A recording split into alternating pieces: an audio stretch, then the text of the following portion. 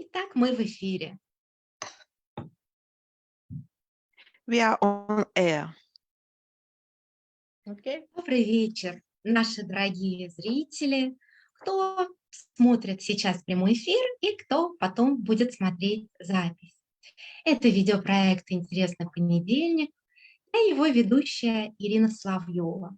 Каждую неделю у меня в гостях интересные специалисты из разных стран, которые раскрывают самые разные психологические темы или представляют смежные направления. С большой радостью я представляю вам Луиз Фрешет. Луиз Фрешет расскажет нам о пограничном расстройстве личности. Эта тема впервые представлена в проекте. Луиз из Канады, она является членом Международного института биоэнергетического анализа, членом Квебекского сообщества биоэнергетического анализа, практикующим биоэнергетическим аналитиком с 1980 года, а с 1987 года преподает биоэнергетический анализ. Ой, столько стран в списке, в общем, по всему миру. Добрый вечер, Луиз. Good evening, Louise. Good evening to all. Добрый день, is that what we say, even if it's evening? Добрый вечер. Добрый вечер. Okay. Рада видеть в гостях. Спасибо, что ты согласилась выступить. I'm very happy to see you here in our project. So I'm so much grateful to you that you accepted the invitation to participate. It is a real pleasure for me to do that interview. Для меня это огромное удовольствие поучаствовать в этом интервью. И тема очень важная и интересная. Дорогие зрители, вы можете задавать вопросы в комментариях. Я буду зачитывать в прямом эфире Луиз. So we have a very interesting and important topic, issue, borderline personality disorder, and those people who watch us, they can write their comments and questions in the chat, and Irina will tell them, they read aloud so we can know and you can answer. И первый вопрос: что же такое пограничное расстройство личности? And so the first question is that what is borderline personality disorder? Well, to start with, I thought that a good way to describe the borderline personality disorder would be to start with a slide that I'm going to show, a description that we find in the DSM-5 of what is a borderline personality. И чтобы начать отвечать на этот вопрос, я как раз хочу открыть слайд, и там есть описание того в классификации DSM-5, что такое, что считается пограничным расстройством личности. So let's do it. Okay. So according to the DSM-5, which is the Bible of the description of various psychological problems. И согласно DSM-5, который является Библией описаний различных психологических проблем, this is how they describe a borderline personality. А вот как описывается пограничная личность. They describe first with a list of symptoms, but what they say is this. То есть они используют для этого список симптомов. Но вот что они говорят. And their description is a pervasive pattern of instability, of interpersonal relationships, self-image and affects, and marked impulsivity beginning by early childhood and present in a variety of contexts as indicated by 5 of the following elements. There are 9 elements that we're going to see. Мгм. И что они говорят? Что это перверсивный паттерн нестабильности межличностных отношений, образа себя, аффектов, выраженной импульсивности, которая начинается с раннего детства и выражает себя в самых различных контекстах, и можно их выявить по следующим 5 элементам, которые мы далее увидим. So we're going to see the 9 elements. And when a person presents 5 of those elements, we can say, oh, that person has a diagnosis of borderline personality. То есть этих элементов 9, и если у человека диагностируется 5 из этих 9 элементов, мы можем говорить, что у него пограничная личность. So first is frantic efforts to avoid real or imagined abandonment. То есть первый момент – это упорные усилия избегать настоящего или воображаемого отвержения, отверженности. They have an intense anxious separation, an intense separation anxiety. У них очень большая, вот очень интенсивная тревожность по поводу расставания, разделения. Another element is a pattern of unstable and intense interpersonal relationships characterized by alternating between extremes of idealization and devaluation. И второй элемент – это шаблон нестабильных и интенсивных межличных отношений, которые характеризуются меняющимся как бы переменной между крайностями от идеализации к обесцениванию. They have identity disturbance, markedly and persistently unstable self-image or sense of self. И у них есть искажение идентичности. Оно явно выраженное и постоянно практически представленное, нестабильность образа себя и ощущения себя.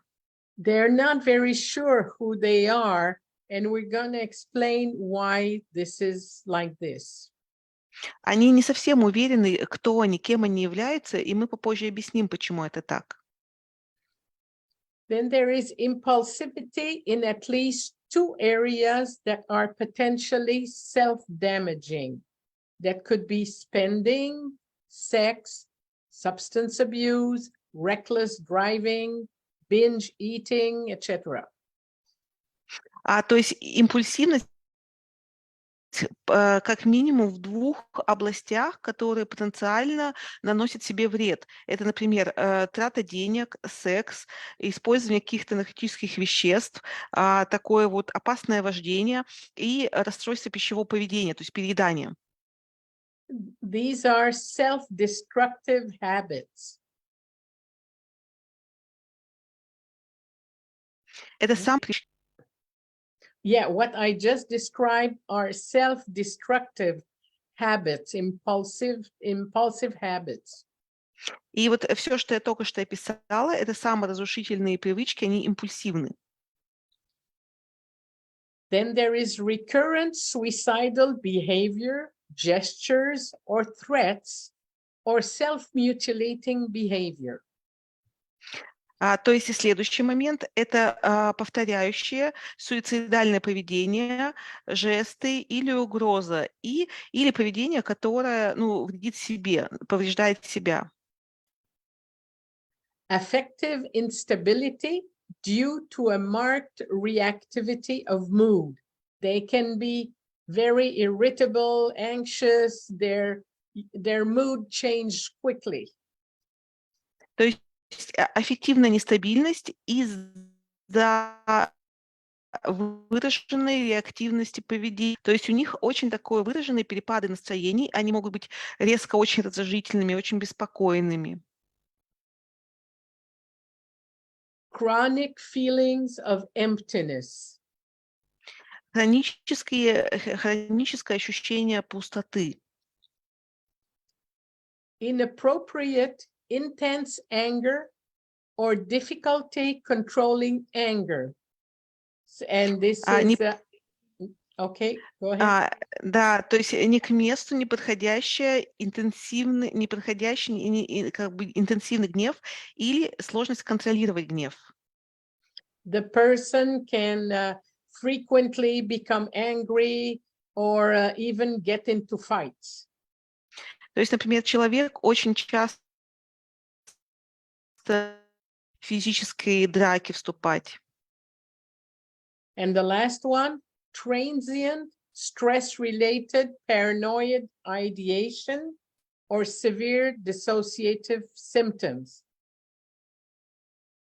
И, то есть, и последний момент – это переходный, связанный с стрессом, параноидальные симптомы или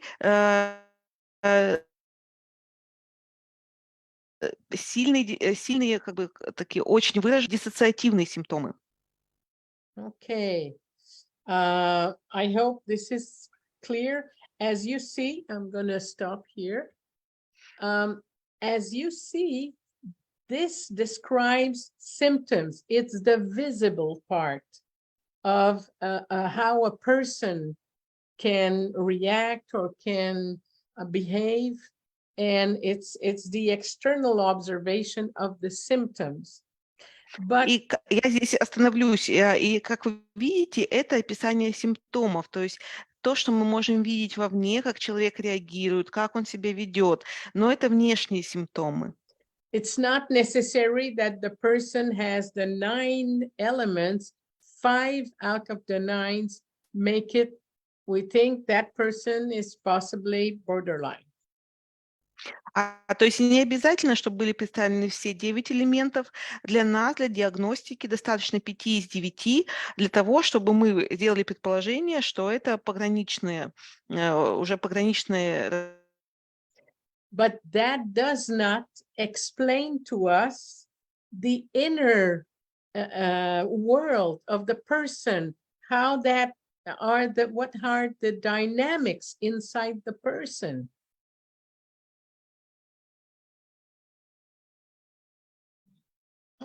A I think little we're internet losing. problem. Olga has. Но это не объясняет. Но second. Все, ага, спасибо.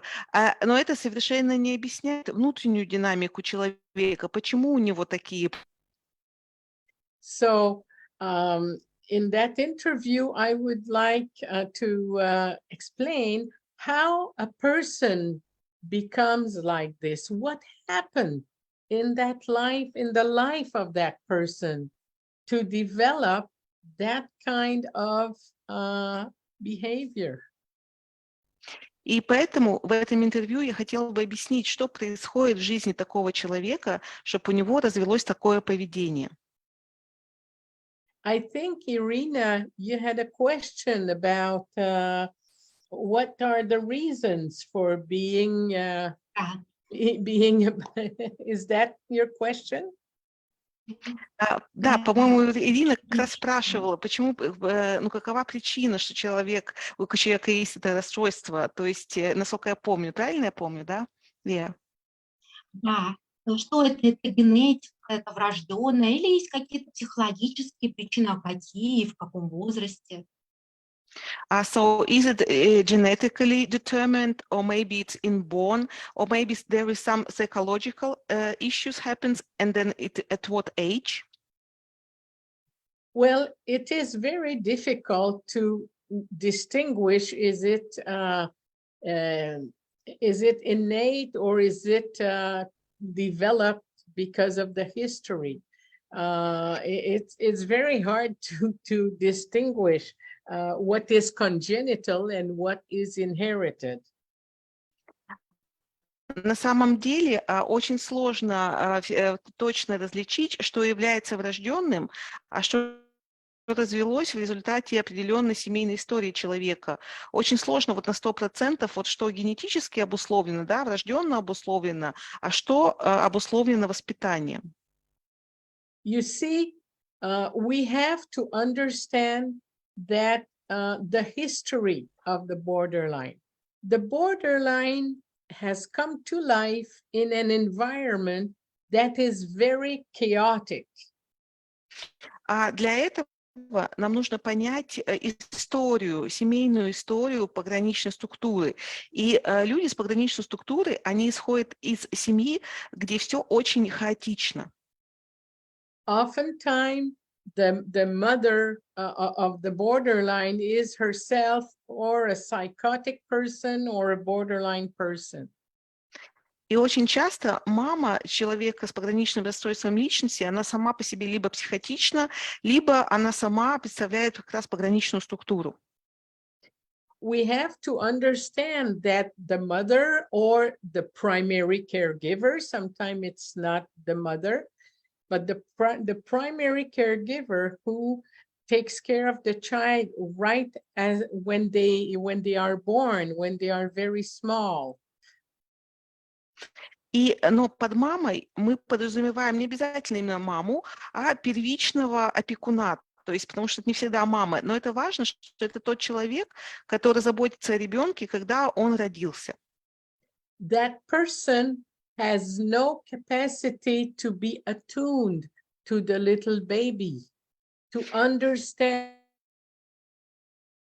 their needs, to adapt to their needs and to respond to their needs. У человека нет возможности понять вот маленького ребенка, сонастроиться с ними и реагировать на них. Okay, and so oftentimes the mother or the caregiver will use the little baby as an extension of herself. И поэтому очень часто мама или опекун, они будут использовать этого младенца как продолжение себя. She feels that her needs are the same as the baby's needs. Она считает нужным ребенка. Okay, and so she will use the baby to comfort herself when she feels anxious. И поэтому она будет использовать ребенка, чтобы успокоиться, когда у нее беспокойство. But other times she will neglect the baby. The baby will cry. She won't take care of the baby. А в другие времена, когда вот ей не нужно, например, себя успокоить, она будет игнорировать этого ребенка. Например, ребенок плачет, а она не обращает на него внимания, что там с ним происходит. So that little baby is in a world where you have where invasion alternate with neglect. То есть и этот маленький ребенок живет в мире, где вторжение перемежается с отвержением. And the caring the baby receives, it has no relationship to their needs. И забота, которую этот младенец получает, вообще никак не связана с его реальными потребностями. They respond to the needs of the caregiver. Они сами подстраиваются и реагируют на потребности опекуна. I have a clinical example of that. И у меня есть клинический пример этого. One of my borderline patients, when she was a little baby, her mother would play with her like she would play like a little horse. She would have the baby on her lap and have her just jump like this, you know? То есть у одной из моих клиенток вот в детстве была такая история, что мама ее играла с ней немножко как с игрушкой, вот как немножко будто они ехали на лошади. То есть она, например, эту малышку сажала себе на колени, и вот они вместе прыгали, как будто они катаются на лошади. And the mother really liked that little game. И самой маме действительно нравилась эта игра. But my patient was saying that the mother would play with her until she would herself, the little baby, becomes exhausted. It's too much for that baby. Но вот эта клиентка мне делилась тем, что мама играла с ней до того момента, как вот эта вот девочка, она чувствовала полное истощение. Для нее это все было слишком, и она абсолютно была вымотанной и уставшей в конце. So the baby is caught in the need of the mother. The mother likes to play with the baby like a little doll, but it's too much for that baby. It doesn't fit with what she needs. И таким образом получается, что ребенок, он полностью подстроен под потребности мамы. То есть мама играет с этой девочкой как с маленькой куклой, но это совершенно не то, что ей нужно в данный момент. That is an example of invasion. It's too much. Like there is that environment where everything is chaotic. And nothing fits with the needs of the little baby. И это как раз хороший пример вторжения, когда среда слишком хаотична, все очень хаотично, и ничто не соответствует потребностям младенца. And that usually starts right at the beginning of life. It's part of the very early issues. И это обычно случается в очень раннем детстве, это очень ранняя тема. So when you imagine that kind of environment, it means that the little baby and the little child cannot develop a sense of self because they cannot stay connected to themselves. They're always adapting themselves to the mother, and they lose the sense of what they need and who they are. И поскольку это случается в очень раннем детстве, у человека не формируется, у ребеночка не формируется ощущение «я», потому что у него нет этого ощущения «я» в соединении с его мамой, потому что он не может почувствовать, кто он, что ему нужно. Ну, вот самого ощущения у него этого не формируется. So their universe is a universe of invasion and neglect. И вся их вселенная — это вселенная вторжения и отрицания, отверженности. And oftentimes you can also have with the borderline a history of abuse.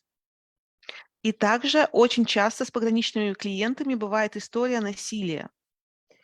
The invasive quality of the mother is an abuse in itself, but there can also be sexual abuse by the father or another person in the family, physical abuse, psychological abuse. There is almost always a history of abuse in the history of these people.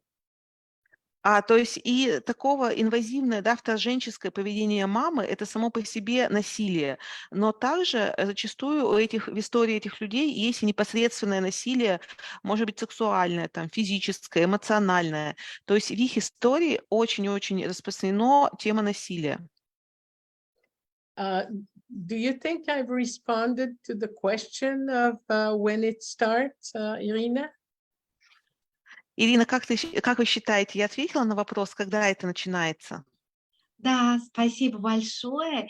И мне кажется, слайды нам продемонстрировали, как пограничное расстройство личности проявляется во взрослой жизни.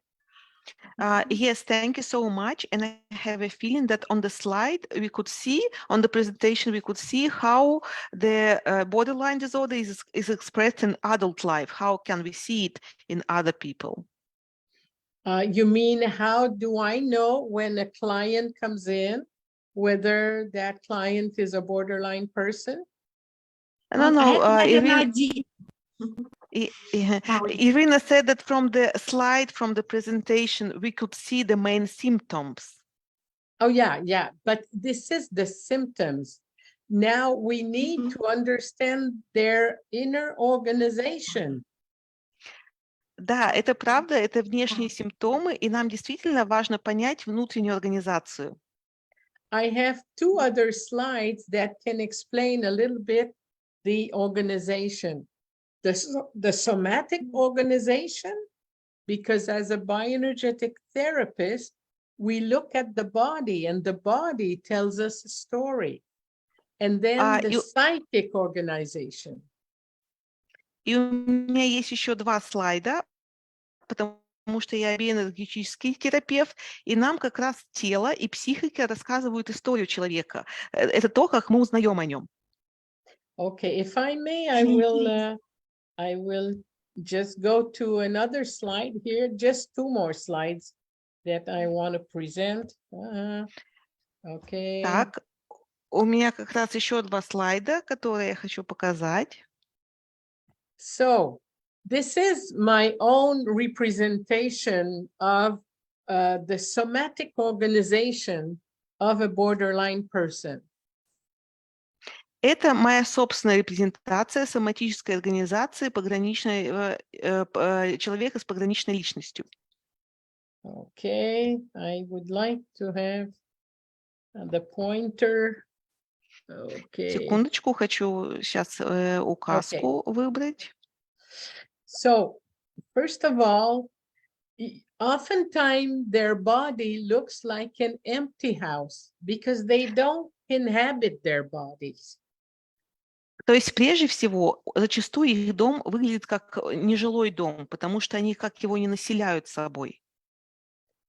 Because with the kind of environment I have described, and with the usually a history of abuse, being in the body was too painful. They had to go away from their body. Потому что с той историей, которую я описывала, и с постоянной темой насилия, для них быть в теле было слишком болезненно, поэтому они всячески не хотят быть в нем. So they don't really inhabit their body. Поэтому они вот действительно не населяют собой, не занимают собой свое тело. So there is a strong head-body split. They are up here, and they are not really in their body. И у них существует очень сильное расщепление между головой и телом. То есть они все в голове, а в теле их вот так по существу и нету. And even then, they're not just in their heads, you know, because I'm thinking of one of my borderline clients to whom I would ask, oh, where are you right now? And she would answer, I don't know where I am. And this was such a very distressing experience. И дело в том, что и они даже, знаете, на самом деле и в голове-то толком не находятся. Я вот вспоминаю одну из моих клиенток как раз с этой структурой личности, и когда я как-то ее спросила на сессии, а где ты находишься прямо сейчас? Она говорит, вот честно говоря, я даже вообще не представляю, где я сейчас нахожусь. И это для них создает огромный стресс. So she was not even in her head. She didn't know where she was. It's an experience of non-existence.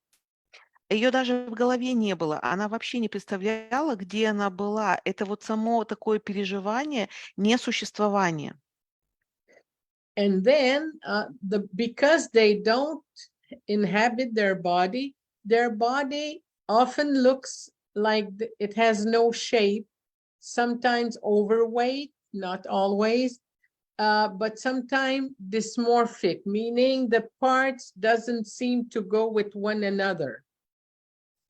То есть также их тело может выглядеть таким бесформенным, не очень очерченным. Зачастую у них есть лишний вес, но это не всегда, не обязательно.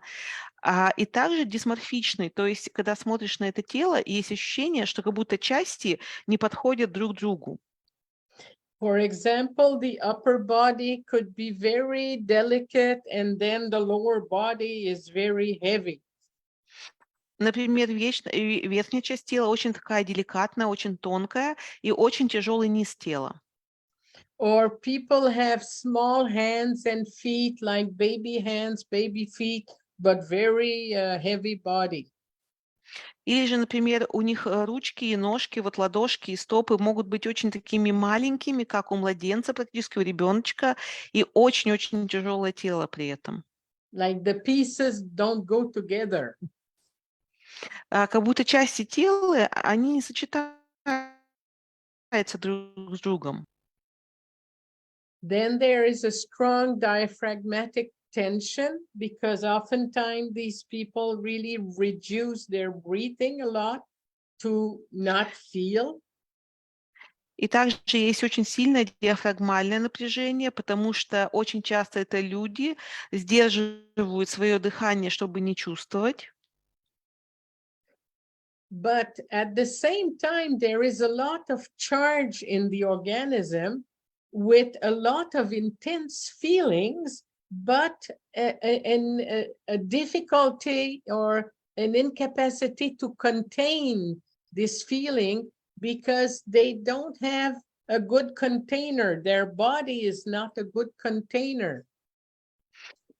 И очень часто у них вот на самом деле очень большой заряд энергии внутри, очень интенсивные эмоции, но очень низкий при этом способность контейнировать это все. Они как будто их контейнер протекает постоянно. Because they were invaded as little babies or children, they didn't have the capacity to develop strong boundaries, sensing what is mine, what is the other person need, what is me, what is the other. И поскольку у них очень много вторжения было в детстве, им не удалось выстроить четкие границы, да, ощущение себя, своего тела, где я, а где другой человек, где мои потребности, где его. Their caregiver treated them as an extension of themselves, so they never had the chance to develop a strong sense of self. Who am I? Who is the other? They are in a symbiotic relationship. И поскольку из-за того, как относился к ним опекун, да, что у них не развелось вот это ощущение себя, то есть у них очень сильная вот такая вот симбиотическая связь с опекуном. Им очень сложно различить, где я, где другие, где мое, где чужих, где других людей. So their body is not a good container, and it has difficulty to manage all the intense emotions. И поэтому их тело не является хорошим таким устойчивым контейнером, вместилищем, и им очень сложно выдерживать интенсивные насыщенные эмоции. And you can see often the intensity in the eyes. And I remember some of my borderline clients, they would look at me and I would see all kinds of intense emotion flashing quickly, fear, anguish, anger, despair, and it's very intense in the eyes.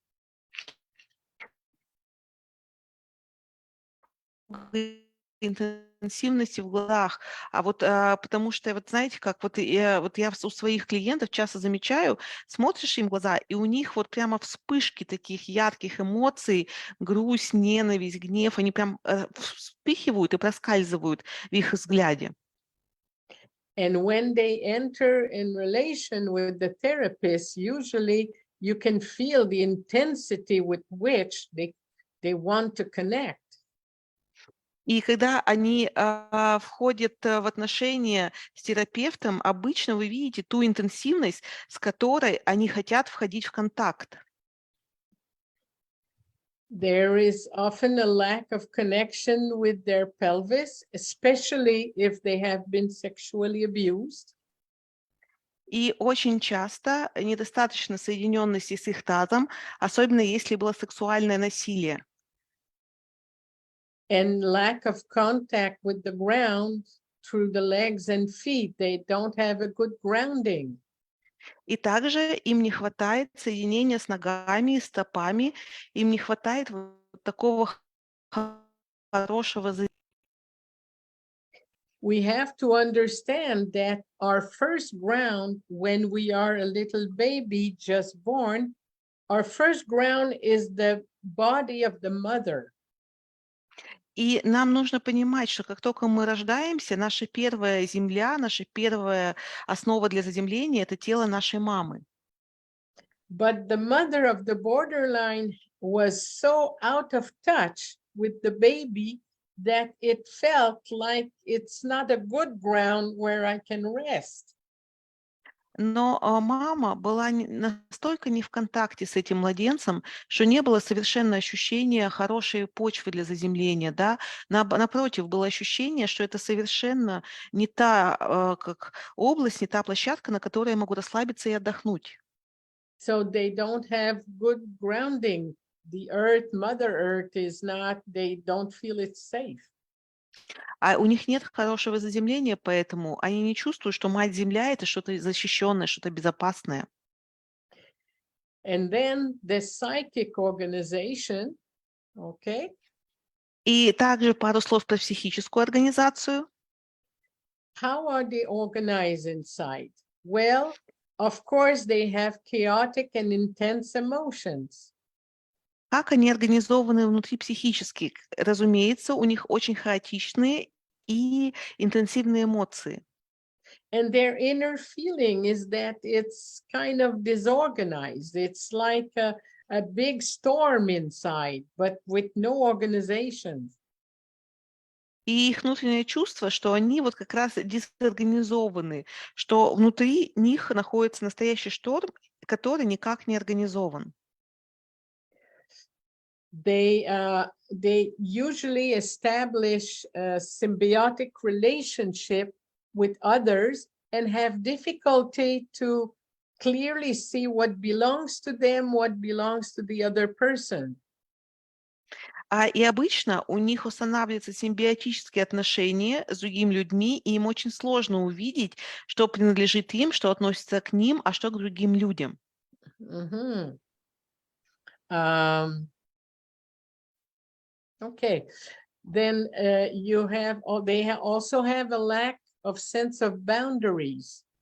They often find themselves in promiscuous situation, or they have behaviors that are invasive and inappropriate.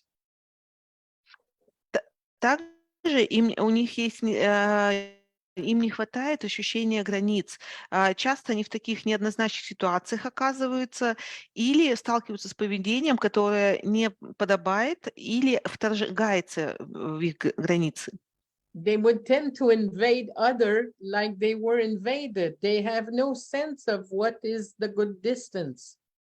Также у них есть тенденция вторгаться в пространство других людей точно так же, как вторгались в их пространство. У них нет ощущения правильной дистанции. When I have a new patient who comes for therapy, and I invite them to get on their feet so we can just do a little body reading, I'm always struck by the fact that borderline will come and will stand up almost in my face. They have no sense of a good distance. И вот меня всегда поражает, и вот когда ко мне новый клиент приходит на сессию, и мы просим его встать, и чтобы сделать небольшое ощущение по телу, и вот люди с пограничной структурой, они, вот меня всегда это вот реально поражает, что они стоят прямо у меня перед носом. То есть у них нет ощущения какой-то вот хорошей дистанции между людьми. They also have possible addiction problems. We've seen that in the DSM-5 description. А также у них могут быть проблемы с аддикциями, точно так же, как это описано в DSM-5. They also have a lot of difficulty to self-regulate their emotions. Также им очень сложно саморегуляцию эмоций. They easily feel invaded by their emotions. И они очень сильно чувствуют, как их эмоции в них же вторгаются. They have strong separation anxiety and a high degree of alertness. У них очень сильная тревожность по поводу расставания.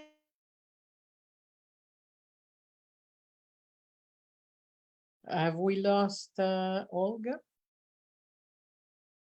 No, I'm here. Okay. У них очень Okay. сильная тревожность по поводу расставания и бдительность, сверхбдительность. Even if the relationship with the mother, the first caregiver, was so unpredictable that they could never establish a trust that the relation is there for them. So they're always anxious it can break at any moment.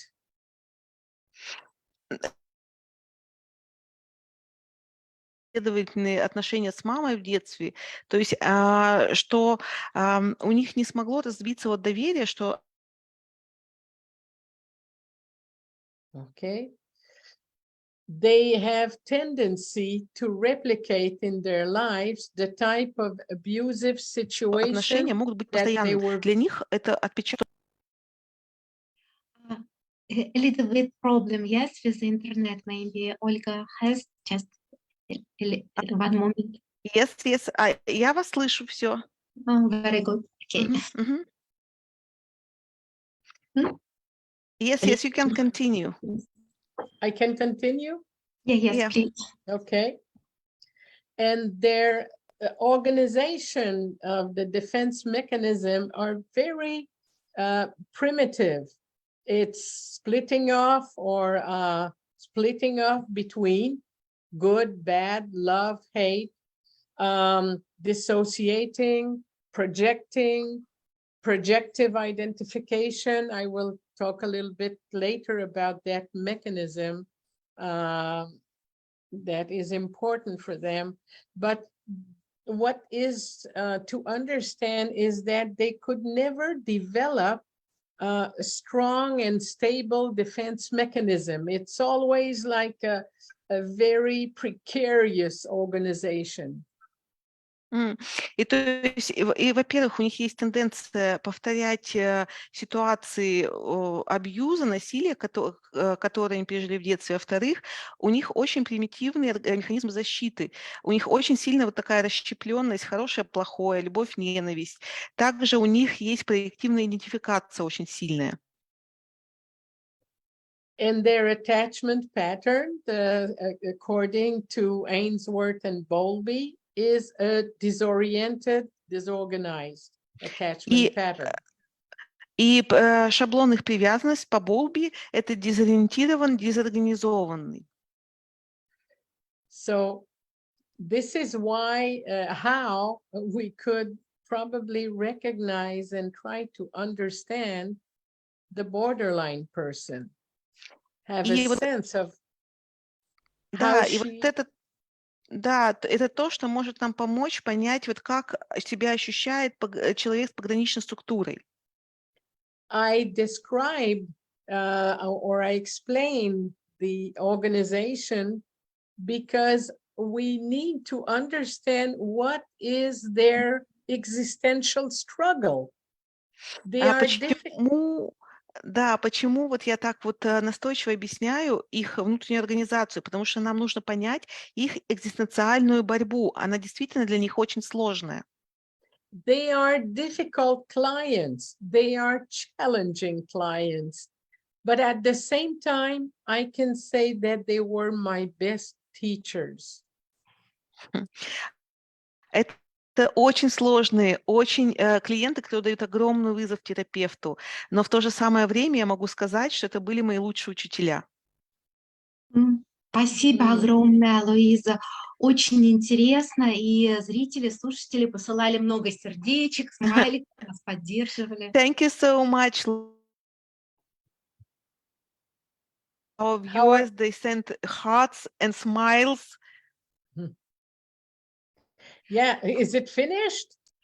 А что, у нас время закончилось? Да, по времени нам пора заканчивать. И, может быть, Луиза, ты согласишься сделать вторую часть, еще раз выступить в эфире и осветить вот те вопросы, которые у нас есть по этой теме. Louise, I have an offer now because our time is finished now. Maybe you will agree to come one more time and to present the second part of our...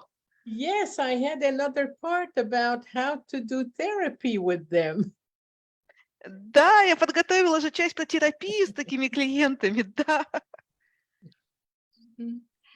Будет здорово, если мы сможем сделать еще один эфир по этой теме, и у нас будет достаточно времени и возможности эту тему раскрыть. Вот такая просьба. It would be so great if you do one more meeting around that, and we have enough time to open this issue.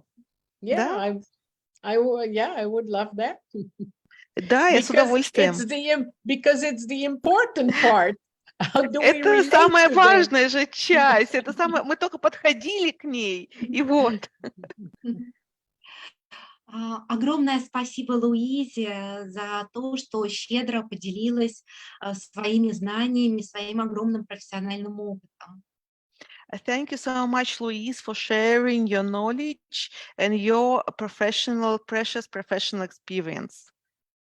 Well, спасибо to you, Irina, for inviting me, and to you, Olga, for doing the translation in difficult conditions. Да, Ирина, большое спасибо, что меня пригласили, и Ольге за перевод в сложных условиях. Сегодня что-то не знаю, что с такой сегодня с интернетом. Да.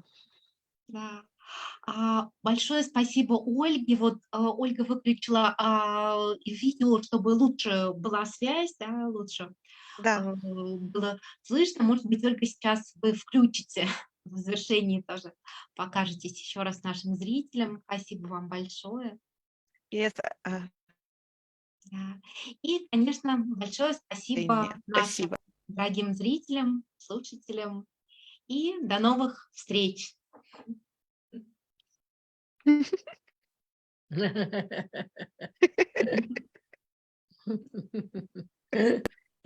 Thank you.